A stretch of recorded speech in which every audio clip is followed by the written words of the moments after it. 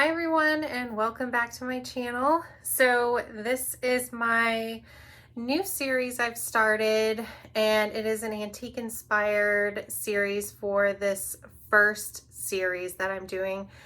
And this quilt is my Dresden quilt that I'm working on. So I'm just working through the whole quilt here and showing you my process and some of the steps that I'm doing along the way. So right now in this series, we are on episode 6. Oh my gosh, I cannot believe I've been working on this quilt for 6 weeks now. It's been so much fun, and I'm surprised it's been this long. So today I'm going to be showing you the cornerstones I chose for my quilt, and I'm going to be talking about how I'm piecing the top together. I am going to add a border onto the quilt, but that will be in the next episode when I decide on that. So let's take a look at where I am now in this quilt.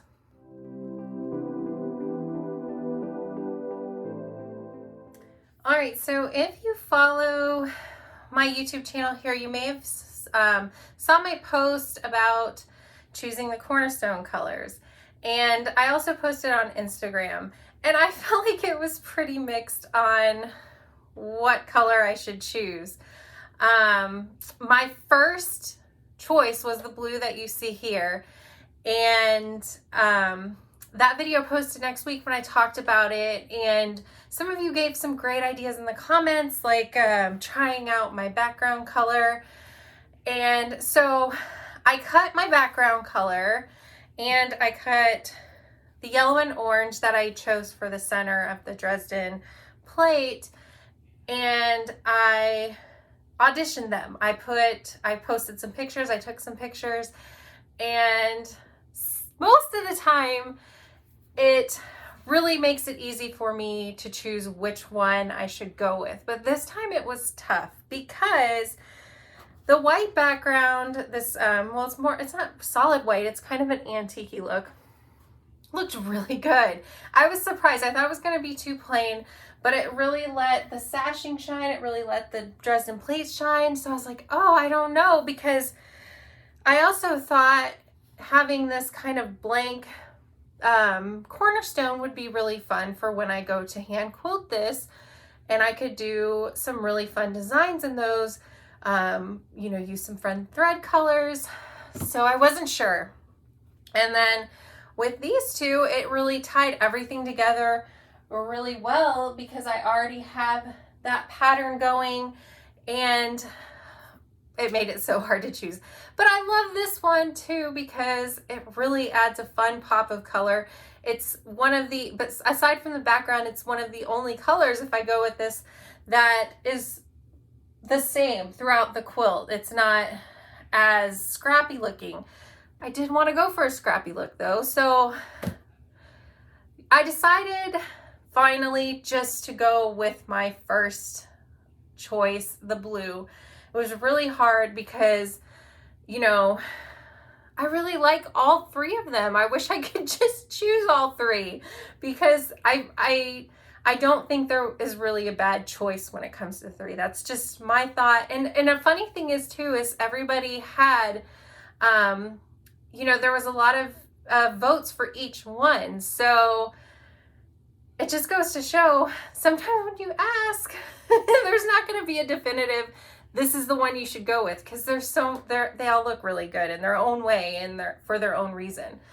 Okay, so with all that said, it was really easy to cut the cornerstones. It's just 3-inch squares. I did, and somebody, thank you, in the comments in the last video, had pointed out that I had misspoke, and I said that they're 3.5-inch squares. They're not.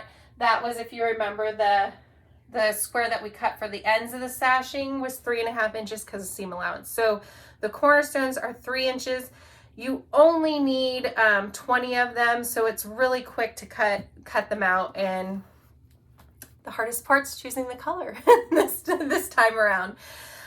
So after getting those cut and putting them in place, all I'm going to do now is make sure I like the placement of all my Dresden plates and like the placement of all my sashing, because none of them are the same. So sorting them out and making sure that you know, I have a good assortment of sashings that don't have any of the dark blue.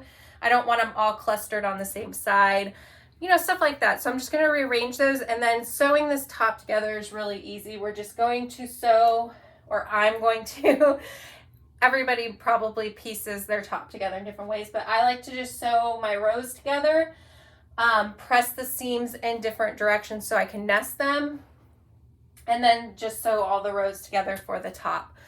Now, because I'm just kind of going with how I feel on this quilt, I don't know what the size is going to be yet of it, because I haven't done the measurements.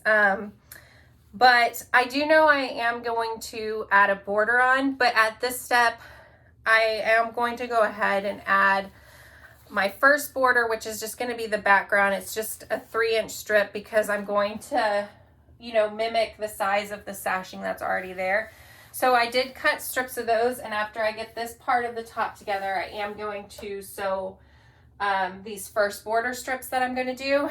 And the reason I'm going to do this is because I am going to do a border that has some sort of design. So far, I'm pretty sure it's going to be like a piano key type border.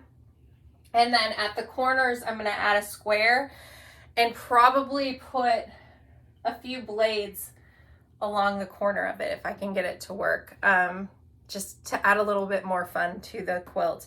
So the reason I'm adding these strips, a little bit of a solid, to just kind of separate how this inner pattern is, give it like an end, you know, from the design here to the design that's going to be on the border, give a little bit of rest, separate everything.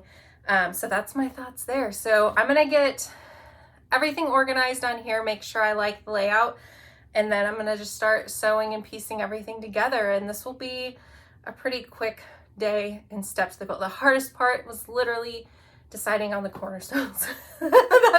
Sometimes that can be the hardest part of any quilt, is choosing the fabrics and the colors. But, you know, at least this time I don't feel like there's a wrong choice. I think any of the three would have been a good choice. So I'm going to get to organizing and then sewing.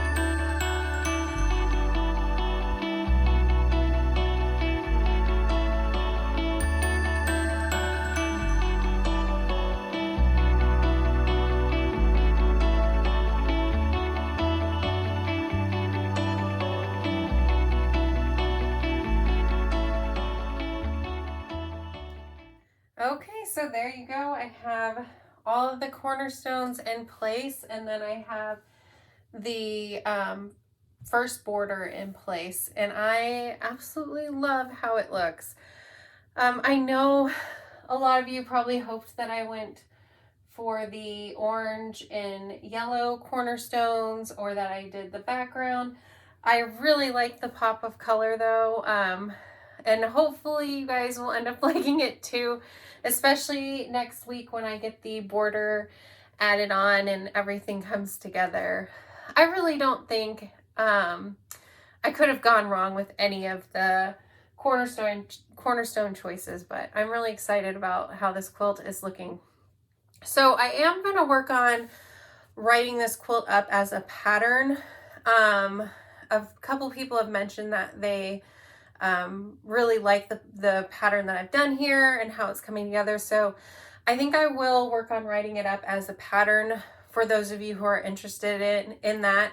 And I'll just put it in my Etsy shop for a few dollars. I won't charge a lot for it because it's all here, all the information to work through it. But I know some people really like to have something on hand to refer to so they don't have to keep going back to the video for measurements or anything like that. So I will try to get that together soon. It will take me a while to write it up. I've done a pattern before that I have all written up that is free to download on my blog, but I probably will be moving that to Etsy as well because it was a lot of work to put together, and giving those in written format is really a lot of work. So so I will work on getting this put together as a pattern for everybody.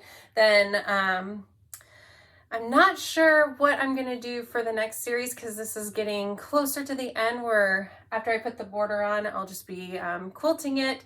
And I don't think that will take me just 1 week. So there'll be some time between showing you how I layer my quilts and everything like that to working on the quilting. So I might start the next series while I'm still finishing quilting on this and just update every now and then on how the quilting is going, what I'm doing. But yeah, so if you have any ideas on what you want my next series to be, I was thinking about doing just a really simple patchwork quilt for people who are getting started with quilting, but I don't know if there are many of you that need something that simple. So if there is a quilt pattern that you would like me to look at that you think might be fun to do, let me know in the comments. I'd love to hear from you. So until next time, you guys, I hope you have a wonderful week. I'm going to get started on the border for this quilt. So I'll see you then, you guys. Thanks for watching. Bye.